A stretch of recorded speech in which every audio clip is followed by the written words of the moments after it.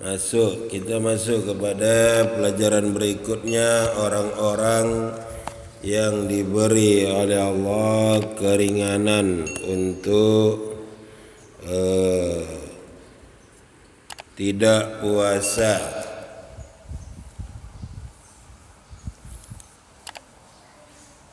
Diganti atau dibayar dengan fidyah. Pertama, orang yang diberi keringanan oleh Allah adalah musafir. Banyak hadis-hadis tentang keringanan atau boleh pilih bagi musafir untuk berpuasa atau berbuka. Tapi dia kalau musafir ini mengganti di hari yang lain. Kalau dia dalam safarnya itu enggak puasa, dia ganti di hari yang lain. Hamzah bin Amr al-Aslami bertanya kepada Rasulullah sallallahu alaihi wasallam, apakah saya berpuasa di saat safar? Dan Hamzah ini seorang yang banyak puasa. Maka Rasulullah katakan kepada dia, sum in syi'ta wa aftir in syi'ta. Puasa kalau kamu mau dan berbukalah kalau kamu mau. Riwayat Bukhari dan Muslim. Dari Anas bin Malik radhiyallahu anhu, dia berkata, aku safar bersama Rasulullah sallallahu alaihi wasallam di bulan Ramadan. Falam ya'ibis sha'im ala al-muftir wal al-muftir ala as-shaim. Maka tidak ada yang berpuasa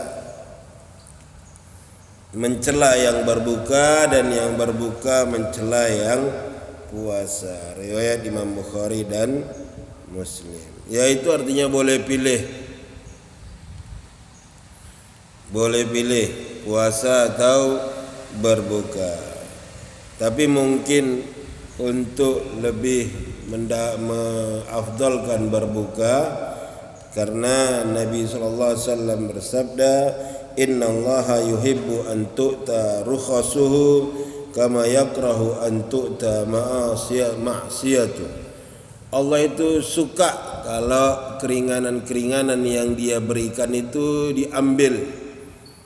Keringanannya apa? Ya musafir itu diberi keringanan untuk berbuka. Allah suka kalau keringanan-keringanan yang Allah beri itu diambil, sebagaimana dia juga tidak suka kalau hal-hal yang dia peringatkan itu dilakukan, maksiat kepadanya dilakukan.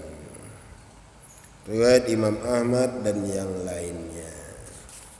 Ya, kembali kepada orangnya. Kalau orangnya itu gampang mengganti dan puasanya itu adalah puasa yang berat, safar yang berat, ya udah dia buka aja. Jangan seperti yang terjadi di masa Rasulullah, dikerumuni orang itu, kemudian ditanya oleh Rasulullah, kenapa?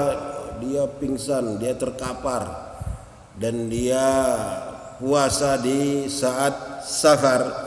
Nabi katakan, laisa minal birri asyamu fis safar. Bukanlah hal yang baik kalau berpuasa di saat safar. Rasulullah celah dia sampai terkapar itu. Maka itu kembali kepada orangnya. Kalau orangnya itu gampang mengganti, puasanya itu pun berat, safarnya itu pun berat, maka dia berbuka, dia terima. Tapi kalau dia tipe orang yang payah puasa, maka dia berpuasa.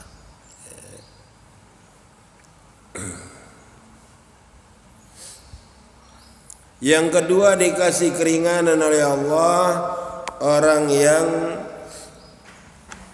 sakit.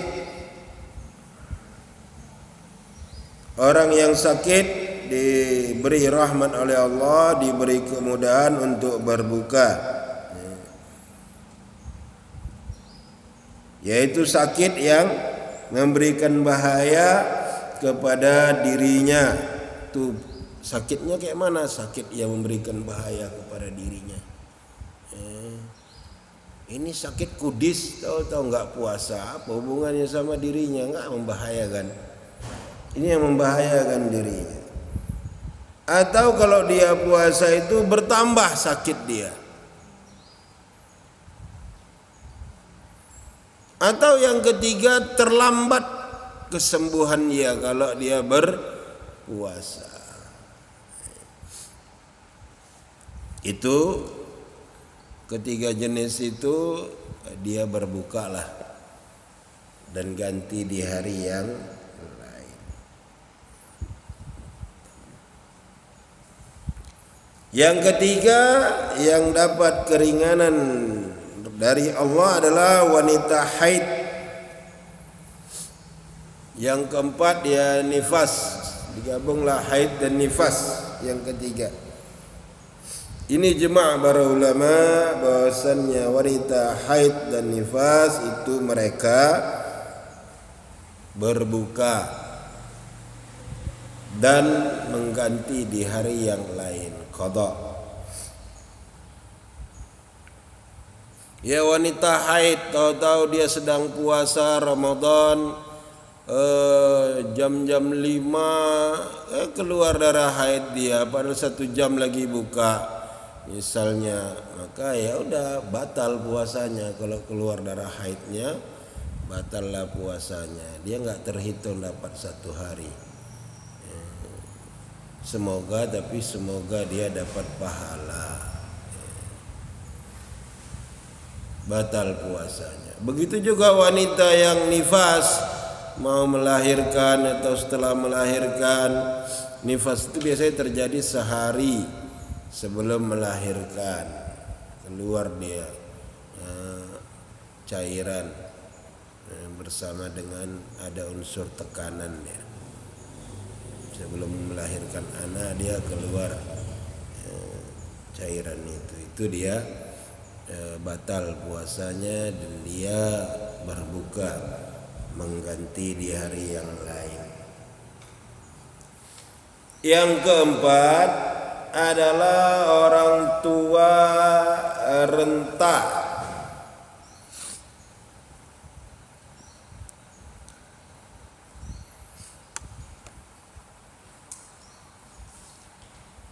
Ibnu Abbas radhiyallahu anhu mengatakan asy-syaikhul kabir, laki-laki yang tua, wal mar'atul kabira, dan wanita yang tua renta yang enggak bisa berpuasa. Kalau puasa dia pening-pening kepalanya, oyong-oyong dia, muntah-muntah dia, maka itu berbuka.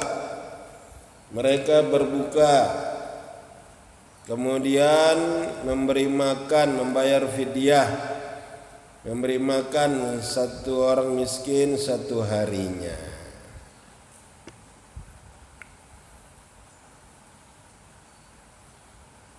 Imam Daruqutni meriwayatkan dari Ibnu Abbas ketika dia membaca ayat wa 'alal ladzina yutiquna fidyatun ta'amu miskin, dan atas orang-orang yang tidak mampu berpuasa membayar fidyah, memberi makan orang miskin. Kata Ibnu Abbas itu adalah syekh, orang tua yang tidak bisa berpuasa, maka dia berbuka memberi makan 1 orang miskin nisfu sa', setengah sa' dari hintah, gandum. 1 sa' itu kalau 1 sa' 4 mud. 1 sa' itu kalau dikilokan sekarang 2,4 kilogram. Ini 1 sa'. Dia dalam riwayat Ibnu Abbas ini setengah sa', 2,4 dibagi 2, artinya 1,2 kilogram. Disamakan dengan ruz, beras, 1,2 kilo, sekilo 2 on. Itu yang diberikan kepada orang miskin. Sekilo 2 on. Itulah dibagikan, dikasih. Dan metode pembayarannya itu bisa tiap hari dikasih 1, bisa nanti digabung semuanya. 30 hari dia enggak bisa puasa, sudah dia undang 30 orang miskin, dia kasih makan mereka, dia kenyangkan. Dari Anas bin Malik radhiyallahu anhu bahwasannya ketika dia lemah tidak bisa puasa setahun, dia sana'a jafna, dia buat makanan di tempat yang nampan besar gitu, sarid sejenis bubur daging. Kemudian dia undang 30 orang miskin, fa asba'ahum, dia kenyangkan mereka. Riwayat Daraqutni dan sanadnya sahih. Dia kenyangkan. Asba'ahum, dia kenyangkan mereka.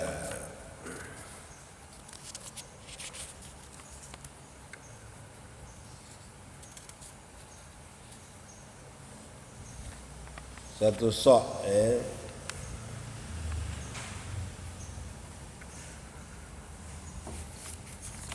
Yang kelima, yang dapat keringanan itu adalah al-hamil wal murdi, wanita hamil dan menyusui.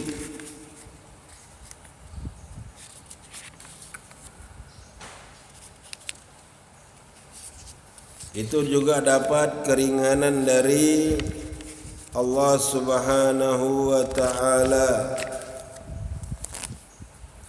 Dari Anas bin Malik, gharat alaina khailu Rasulillah, lari atau gharat alaina, yang menyerang, lari lepas terus kuda perang Rasulullah. Kami cari, kami dapati Rasulullah sedang makan. Kata Rasulullah, udunu fakul, mendekatlah ke sini, makanlah. Saya katakan saya puasa. Kata Rasulullah, mendekatlah kemari, aku akan sampaikan kepadamu riwayat tentang puasa. Anas bin Malik di sini, Anas bin Malik Al-Ka'bi, bukan Anas bin Malik Al-Ansari yang khadim Rasulullah itu. Ini lain, Al-Ka'bi. Mendekatlah, aku akan sampaikan kepadamu hadis tentang puasa, kata Nabi, yaitu sesungguhnya Allah Ta'ala wada'a anil musafir syatras salat, Allah mengurangkan setengah salat untuk orang musafir. Dan Allah kurangkan atau Allah letakkan, Allah kurangkan, Allah beri keringanan puasa dari orang hamil dan menyusui. Demi Allah, Rasulullah mengatakan keduanya atau salah satunya, dan aduhai diriku, ketika itu aku mau makan bersama Rasulullah. Udah ditawarkan Rasulullah, awak tolak pula. Maunya waktu itu aku ikut makan bersama Rasulullah. Riwayat Tirmidzi, Nasai, Abu Dawud, Ibnu Majah, dan sanadnya hasan sebagaimana kata Imam Tirmidzi. Ya, wanita hamil dan menyusui kalau dia khawatir kepada anaknya, membahayakan anaknya, dia boleh tidak berpuasa dan mengganti dengan fidyah. Ibnu Umar ditanya tentang wanita hamil, kalau dia khawatir terhadap anaknya bagaimana? Kata Ibnu Umar, tuftir, berbukalah dia, wa tut'im, dan berilah makan setiap satu harinya satu orang miskin muddan, satu mud. Satu mud itu seperempat sok. Tadi satu sok 2,4, setengah sok 1,2. Ini seperempat sok, berarti dia 6 on dari hinta. 6 on, ya, 6 on beras gitu. Diriwayatkan oleh Imam Daruqutni. Itu disuruh Ibnu Umar buka dan beri makan. Enggak ada disuruh Ibnu Umar dia qada, ganti. Kamu buka dan ganti, fidyah dan ganti. Wah, kasihan ya, 2 kali dia. Juga diriwayatkan dari Ibnu Umar dan disahihkan oleh Daruqutni, kata Ibnu Umar, al-hamil wal murdi tuftir wala tuqdi. Wanita hamil dan menyusui itu berbuka dan dia tidak mengqadha, enggak perlu ganti. Dari jalan yang lain kata beliau bahwasannya ada istri Ibnu Umar bertanya kepada Ibnu Umar di saat istrinya itu sedang hamil, wahya hubla. Kata Ibnu Umar, aftiri wa at'imi, bukalah kamu dan berilah makan, an kulli yaumin miskinan, setiap harinya satu orang miskin, wala tuqdi, dan enggak usah kamu qada, kamu enggak qada, kamu fidyah. Dan sanadnya jayyid.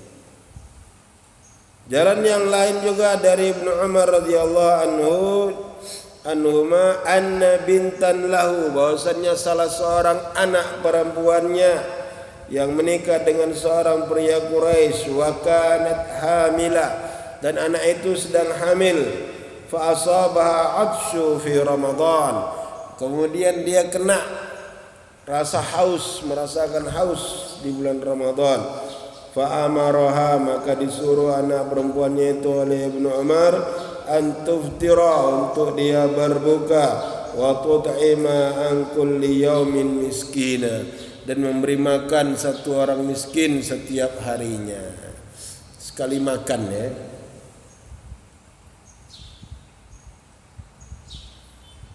Itu Ibnu Umar. Ibnu Abbas juga seperti itu. Ibnu Abbas melihat Ummu Walad. Ummu Walad itu ibu anak. Maksudnya apa? Budak dia yang dia gauli terus mengandung anak dia. Itu namanya Ummu Walad. Istrinya boleh 4 batasannya. Kalau budak itu sampai ratusan. Imam Nasai punya budak 360, sama seperti bilangan 1 tahun. Budaknya itu dapat jatah setahun sekali digauli oleh Imam Nasai. Itu Imam Nasai, penulis Sunan Nasai. 360 budaknya. Kalau melahirkan anak itu namanya Ummu Walad, ibu dari anak. Tapi budak ini kalau dia sudah digauli oleh bapaknya atau pemiliknya, kemudian pemiliknya meninggal, dia otomatis merdeka. Seperti yang terjadi pada Maryam Al-Qibtiyah, budak yang dihadiahkan kepada Rasul, itu hukum budak, otomatis dia merdeka. Dan anaknya tidak boleh menggauli budak yang pernah digauli bapaknya. Itu diantara kemudahan dalam Islam, memerdekakan budak. Kalian orang Islam mengakui perbudakan. Iya, tapi dalam Islam dipermudah untuk memerdekakan. Melanggar larangan bergaul di bulan Ramadan, kafaratnya merdekakan budak. Itu Eropa banyak cerita aja Eropa. Mereka lebih seram memperbudak orang. Gak usah banyak cerita kalian orang Eropa. Kalian lebih kejam, kalian sangat kejam. Kalau dalam Islam, budak kasih makan, kasih pakaian, kasih tempat tinggal. Budak di Eropa tumpuk aja sana, diperas. Apalagi kalau ada orang Eropa menjajah. Wah. Tengok itu Romusa Jepang yang datang kemari. Tengok itu orang-orang ketika Belanda masuk, bawa orang-orang ke Suriname, diperbudak sana di ladang-ladang sana. Itu dia. Islam mengakui adanya perbudakan, tapi dia punya hukum-hukum. Nanti kita bahas di tempatnya. Jadi itu budak dia yang mengandung anaknya hamil atau menyusui. Kata Ibnu Umar, anti minal ladzina la yutiqun. Kamu termasuk orang yang enggak mampu. Alaikil jaza wa laisa alaikil qada. Kamu bayar fidyah dan kamu tidak perlu mengqadha. Itu semuanya kaitannya dengan kalau khawatir anaknya kena bahaya. Ketika hamil, dia khawatir nanti kandungannya bermasalah. Dia konsultasi ke ahli kandungan. Kalau ahli kandungan bilang, oh nggak apa-apa, silakan berpuasa, ya puasa. Kalau ahli kandungannya bilang, oh bahaya berpuasa, maka berbuka. Begitu juga kalau dia menyusui. Kadang-kadang ketika wanita menyusui, dia nggak merasakan apa-apa, tapi si bayi yang merasakan apa-apa. Istilah orang itu, istilahnya air susunya masuk angin. Terus anaknya yang minum itu mulailah gembung perutnya, kemudian merengek-rengek, nangis-nangis malam. Itu berarti membahayakan anaknya kalau dia berpuasa. Ibunya nggak apa-apa, tapi air susunya terdampak tidak baik, dan akhirnya si anaknya yang mengalami efek negatifnya. Maka ketika itu ibunya berbuka.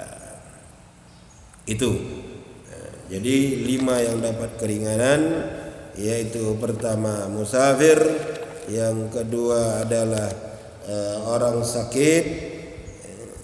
Sakit ini juga kalau dia sudah tidak diharapkan sembuh, sudah dia tergolong orang yang enggak berpuasa terus.